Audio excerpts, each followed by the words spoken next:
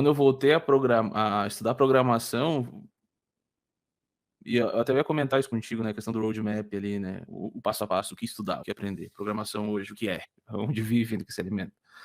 Hã, além da programação em si, né, além do desenvolvimento de código, além de tu botar a cara na tela e criar tags HTML, existe muito mais coisa, né, e a gente às vezes não explora esse lado, e é uma coisa importante. Principalmente na faculdade foi uma coisa que eu senti muito falta. Tipo, Aham. cadeira de tester, QA, que seja, até o próprio UI, UX, né, que é importante para nossa área, mais para mim ainda que sou mais voltado para o front.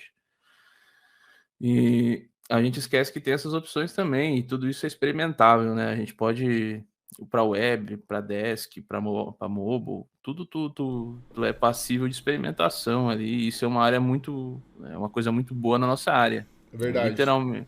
literalmente baixa um setup, instala e experimenta, velho. Vê qual Sim, é que é. tem muita gente que já quer ser programador. É igual no futebol, a pessoa quer ir pro ataque, né? Sim, Ninguém quer ir pro gol, nem nada disso. E às vezes a personalidade da pessoa, ou até assim, o que ela já trabalhou ali no outro ramo, né? Ela experiência se de dá vida, né. da experiência de vida, ou como ela é em casa, ou o que ela recebeu dos pais, ela dá mais certo às vezes com design ou com QA, igual você trouxe aí, ó, até DevOps. Pô, Sim, DevOps ganha muito mais do que um dev. Lá com fora, certeza. nossa, é absurdo. Você ganha mais de R$ 500.000 aí por ano sendo DevOps e nem precisa ser um DevOps tão fodão, assim. É um DevOps que é Sim, um DevOps normal, que é um DevOps integrante do time de DevOps, não é o DevOps principal mesmo, né? O cara sim, não é o que líder vai do montar setor. todas as estratégias. Não, você só vai executar aquilo que outro DevOps já desenhou para ti, assim. E é o lance da escassez, querendo ou não, né. Se já é difícil achar programador que é, digamos ali, o pessoal da base, quem dirá os cara bom, né, nos top ali, né. É verdade. E aí salários absurdos, assim. Sim, sim. E eu vou te dizer, cara, eu tive uma experiência aí, né, já até comentei contigo naquela nossa entrevista lá sobre a minha experiência com DevOps, forçado praticamente, que eu tinha que tinha que fazer o sistema ir para o ar. E Caramba. é uma área muito bacana, cara. É claro que é muito mais chato do que a programação, o feedback visual ali é bem menor, né, a questão, mas é uma área muito interessante para o cara se desenvolver. E se vê hoje muito pouco. Eu tenho É. bastante questão de marketing para mim, porque eu ando estudando Kubernetes e tal, então eu acabo tendo bastante coisa de propaganda ali. Mas é algo que se vê muito pouco, né, na questão do início, né, de dar o primeiro passo. O único canal que eu vejo falando um pouco mais sobre isso é o Full Cycle, né? É, o Full Cycle eu também recebo muita coisa deles. Eu acho muito bom, assim, ter esse tipo de iniciativa, algo que a gente não via há um tempo atrás, começou a ter agora. Eu acho que é fundamental. Tem outra turma também fazendo. Eu vou ser injusto aqui se eu começar a falar os canais e não falar o de alguém, mas é o que vem na cabeça eles, porque teve um conteúdo recente que eles liberaram aí, uma semana que eu até divulguei lá no canal da primeira semana do Thinker, tanto no Slack quanto no WhatsApp. E no Discord, às vezes, eu coloco alguma coisa ou outra. Então, assim, eu sou aquele cara que quer agregar várias comunidades, trago conteúdos 80% ali gratuitos para a turma e 20% só exige algum cadastro privado ali, alguma coisa que a pessoa vai ter que pagar, alguma coisa. E nem sempre também é tão necessário, porque, vamos supor, se você entende muito bem de ler documentação, consegue ser um pouco mais autodidata, que eu acho que é o teu perfil também, Uhum. é, você talvez não precise entrar naquele conteúdo privado, porque todo esse conteúdo, as empresas que estão por trás da tecnologia, elas liberam isso na documentação ali, e tem muito fórum, muita coisa. E é uma outra coisa também que eu quero trazer aqui, uma provocação, né? Tem muito dev que tem medo de pesquisar na web e acha que tem que saber tudo de cabeça, e não é assim. Você tem Nunca. que ler documentação, você tem que ver fórum. Fórum que eu falo é Stack Overflow, é GitHub, issues do GitHub. Não tem problema nenhum nisso. Você, na verdade, está aprendendo, colaborando com outras pessoas. É como se essa galera estivesse com você aí na sala e você falasse, ô, vem cá, cola aqui na mesa aqui, vamos trocar uma ideia. Tava com esse problema aqui, você já passou por isso? E aí a pessoa vai falar, putz, passei por isso semana passada, é uma atualização que a galera da biblioteca XPTO fez e agora tá quebrando e você tem que colocar isso aqui. Como que você vai saber isso de cabeça, meu amigo? Não tem né? como, a não ser que você seja muito pica de saber o que a outra equipe fez lá no Vale do Silício. Não tem como, né? E, cara, e nada te traz mais essa realidade do que tu tá no mercado de trabalho, cara. Eu Verdade. também tinha um pouco essa noia aí, tipo, mas eu vou ficar copiando código. Cara, eu tenho, né, no meu PC de trabalho uma, uma, uma pasta de favoritos ali, só com toda a documentação de todas as libs que a gente tem no projeto que a gente está fazendo. E embaixo da documentação, o GitHub de cada uma com as issues lá dos problemas que tem para resolver, porque isso sempre vai ser necessário. E é quase que como respirar, tá ligado? Da mesma forma, tu abre o VS Code para programar, tu já abre o GitHub do projeto que tu tá usando a lib. Tanto não é um problema quanto é uma necessidade. Sim, sim. Já foi criado com essa intenção, né? E se tu para achar que tu tem que decorar tudo que tu tem que saber fazer, mano, tu nunca vai sair do lugar. E foi uma sorte minha, de repente, eu ter essa mentalidade meio cedo, porque eu vejo até hoje, assim, no LinkedIn, muita gente falando, bah, tô 2 anos estudando programação, será que tá na hora de eu começar a mandar currículo e tal? Mano, com 6 meses tá na hora já. É verdade. Eu vou Tu é até falar louco, mano. vou falar aqui um pouquinho assim, né? Eu já até fiz apresentação na ETEC sobre isso pro pessoal que era do curso até de administração, porque alguns professores conheciam minha história, me chamaram para falar sobre isso. E assim, antes de ir para a área de programação, eu fui vendedor de loja de roupas, né? Antes Uhum. eu cheguei nessa loja, era um dezembro de 2005, no Shopping Aricanduva. Na verdade, eu era a terceira opção do cara que me chamou, né? Porque eu não tinha muito assim um perfil para trabalhar em shopping, em loja. Eu tinha 15 anos de idade, nem poderia trabalhar em si assim, né? Já, mas aí eu entrei lá, eram outros tempos e aí eu entrei como dobrete, né? Que dobrete era tipo, lotou a loja, ficou um monte de roupa bagunçada, eu ia lá e dobrava as roupas e colocava na Ah, pode prateleira. crer. Sim. Daí tinha o Ale lá, o Ale que era o cara assim mais gente boa de todos, né?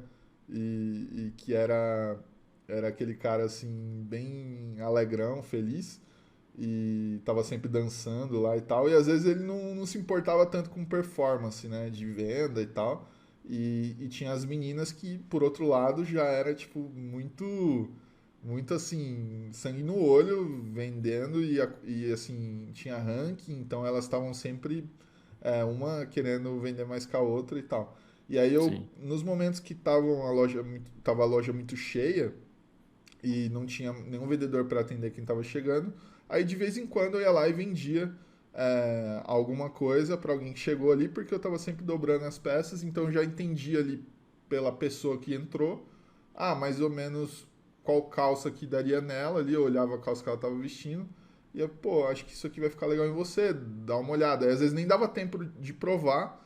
Aí eu falei, tem troca aqui, né? Tem? Não, se não der certo, então eu venho aqui e troco depois com mais calma. Que era Ah, dezembrão, então shopping lotado e tal. E aí nisso, vendia e falou, quem que te atendeu? Foi aquele rapaz ali. Não, ele não é vendedor. Aí o gerente, que é o cara que me chamou, que é o marido até hoje da minha prima, né? Na época, não sei se era namorado, o que que era. E aí ele falou, passa pro Alê, né? Aí chegou no final do dia, o Alê tava arrebentando de vender. O Ale era o líder das vendas do dia, né? Daquele dia, né? Quando aconteceu a primeira vez. E aí as meninas, pô, não pode ser, o Felipe tem que vender também, não pode ser, porque senão o Ale vai liderar todo dia, não pode, né? sim. Aí já gerou uma pressão ali, ficou um clima chato. Aí falou, não, a partir de amanhã o Felipe é vendedor. Beleza. Isso daí era tipo minha primeira semana e tal. Ou Pode os crer. primeiros dias, ou o segundo dia, não lembro. Aí beleza. Daí eu passei esse dezembro, fui um dos um dos melhores vendedores lá, ganhei prêmio de uma marca, porque eu vendi mais daquela marca lá e tal. Ganhei boné, ganhei roupa lá, presenteei, dei presente, primeira vez que eu dei presente de Natal pra minha irmã, pra minha mãe, que aí eu ganhei Massa. tipo umas blusinhas lá e tal, eu dei pra elas e ganhei roupa pra mim também. Aí foi mó legal e ganhei meu primeiro salário. Então isso Pode daí crer. foi legal em vários aspectos, né? Questão de comunicação, que eu era super travado, então no dia a dia ali eu fui aprendendo algumas soft skills. A parte de sistema foi interessante porque naquele mês eles estavam implantando o sistema de controle de estoque e eu ajudei a meio que buscar essas informações para colocar no sistema. É, Daí em janeiro eu fui transferido para uma unidade que era mais próximo da minha casa. O pessoal perguntou se eu queria ficar fixo e tal. Aí eu fui para o shopping Interlagos. Eu morava ali na zona sul de São Paulo. Hoje moro no interior de São Paulo. E aí, durante esse mês de janeiro, aí eu vi o que realmente era ser um vendedor em um mês que não tem movimento, né? Então já começou a bater aquele negócio, pô, será que é isso mesmo e tal? E, e aí, assim, só que aí veio a oportunidade de morar aqui no interior, acabei me mudando para Presidente Prudente. Quando eu cheguei aqui em Prudente, eu via que as lojas aqui não costumavam contratar homens, diferente, era uma cidade menor e tal, então geralmente eram mulheres só, e eu só consegui emprego como garçom, e aí fui garçom e tal. Quando eu entrei no técnico em informática, 2008, aí já eram, tipo, sei lá, quase 3 anos que eu tinha trabalhado como vendedor, Uhum. e eu comecei a desenvolver meu primeiro software de controle de estoque naquela época, que é igual você falou aí, Borland, né? Delphi e tal. Bulandel, sim. E aí fazer aqueles formulários, né? Lá pro sistema que vai rodar no Windows XP, que é como você começou a história. É, Sim. Daí eu comecei a já querer fazer um software para loja de roupa, que era o que eu conhecia, né? Então, assim, passado. Aí a gente chega onde você falou. Aí eu contei tudo isso só pra dizer, né? Nos primeiros 6 meses ali de colégio agrícola, que eu até morava na escola, né? Que tinha um curso técnico em informática, o técnico agropecuário que eu fazia lá, então eu morava na escola, ficava o dia inteiro lá, né? E aí. E também só voltava pra casa final de semana. Daí eu nos primeiros 6 meses ali de curso, a gente já fez um primeiro controle de estoque e aí eu já saí para vender, saí para oferecer para loja e tal, e formei um time de desenvolvedores para me ajudar e tal, porque eu sabia que eu era iniciante, né? Então ali já as soft skills de comunicação e tudo, porque eu tinha um time de venda lá e tal, então tudo isso que era meio que inconsciente do mercado de trabalho tradicional que eu tinha absorvido, eu comecei a aplicar na prática e os professores começaram a enxergar aquilo como um empreendedorismo, né? Falar, pô, esse cara é empreendedor, né? Do nada aqui ele tá formando um time, ele tá montando uma parada muito doida aqui, né? Com a galera que tipo, tá aprendendo junto com ele, tá no primeiro ano ainda e eles já estão vendendo software, que negócio doido é esse, né? Mas é bem por aí, cara. E aí, assim, eu acho que são coisas que a gente vai puxando, às vezes, de outras áreas e tal, e a gente tem que saber relacionar isso e entender que, pô, tudo que a gente aprende no digital, programar e tal, tudo tá baseado em alguma coisa do mundo real, né? Programação orientada a objeto, estrutura de dados, é tudo tentando trazer uma perspectiva do mundo real para o digital, para você conseguir tangibilizar aquilo de uma maneira lógica e a coisa acontecer, a coisa fluir, o dado tá amarrado com outro dado que faz parte de uma jornada que muitas vezes, muitas não, todas as vezes envolve alguém, envolve alguma pessoa com alguma intenção, né? Que seja comprar aquela calça no Natal ou que seja, sei lá, comprar o almoço porque não dá tempo de preparar, então eu vou pedir aqui no iFood. Então, assim, eu acho que tudo isso é algo assim que as pessoas às vezes se perdem se ela foca só no código, se ela foca Sim. só em aprender a sintaxe, né? E não é só isso. Acho que eu me estendi muito aqui, falei pra caramba. Não, mas é real. É que tu falou em relação ao mundo digital tá interligado à questão real, né, o palpável, a estrutura de dados. Pilha, fila, árvore binária, tudo vem da abstração da lógica real do natural, né? Querendo ou não, é isso. O próprio Sim, zero e um é com energia ou sem energia. exato. E É eu o acho que que faz um é transistor trabalhar. aí que talvez seja a falha de algumas universidades, algumas faculdades, de não trazer isso para perto, né? Essa parada de você só focar no conceito, naquilo que o MEC quer que você dê a É, aula, e não trazer para perto do mundo real da pessoa, né? E a pessoa acaba ficando muito desconectada daquilo que realmente, para que serve isso que eu tô fazendo, né? Por que eu tô fazendo sim. isso? Tanto que uma das maiores dificuldades que o pessoal que está começando hoje, pelo menos que eu vejo da galera que eu tenho contato, é qual tecnologia escolher. Porque, tipo, não é tecnicamente uma escolha de time. Tu não tá, tipo, entre o azul, entre o vermelho. Tem motivos para aquelas tecnologias existirem, eles solucionam problemas de formas diferentes, usam coisas diferentes para solucionar os problemas, a gente só tem que saber do que se trata. Do mesmo motivo que o Angular se compromete em fazer a criação do sistema de até um boilerplate muito mais completo do que o Vue, por exemplo, isso existe uma razão para ser assim. Por que que ele é muito mais pesado visual, em relação a código, né? Por que que ele é muito mais verboso do que o React, por exemplo.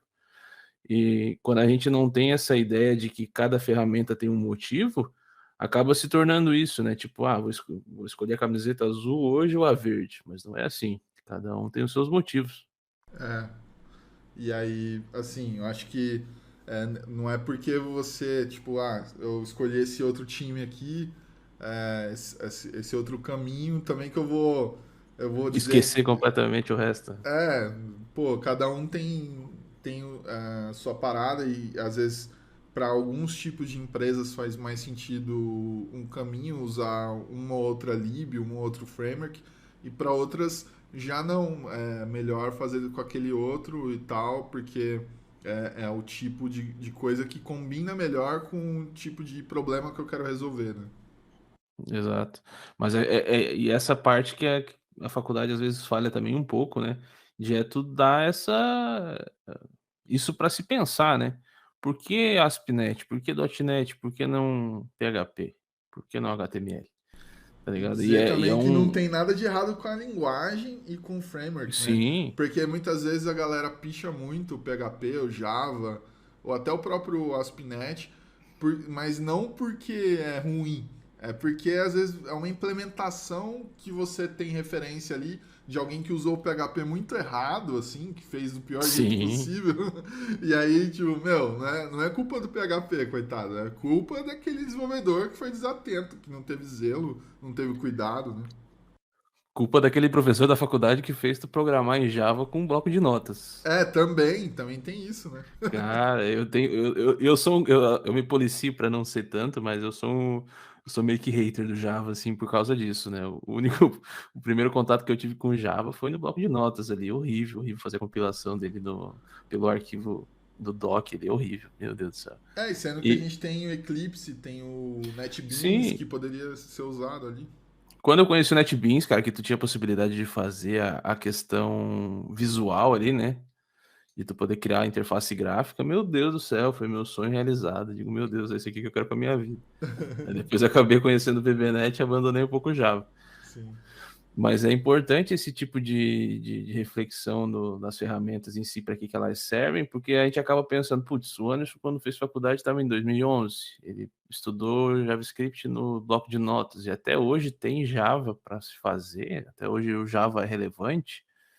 E aí sempre vai ser, até de repente, porque é algo que soluciona problemas de algum determinado aspecto ali, né, de um espectro do mercado em si, que é necessário, né, o pessoal, leva muito como uma forma de segurança, principalmente o pessoal de banco trabalha muito com Java, e vale sempre a pena tu aprender, tá ligado? O máximo que vai acontecer é tu aprender algo que não vai te dar retorno, mas tu vai ter aprendido que vai um, acontecer é um paradigma diferente, uma lógica de resolver uma situação diferente, e nada se perde, né? Como já dizia Einstein, né? Um cérebro que se expande nunca mais volta à sua forma normal. excelente citação.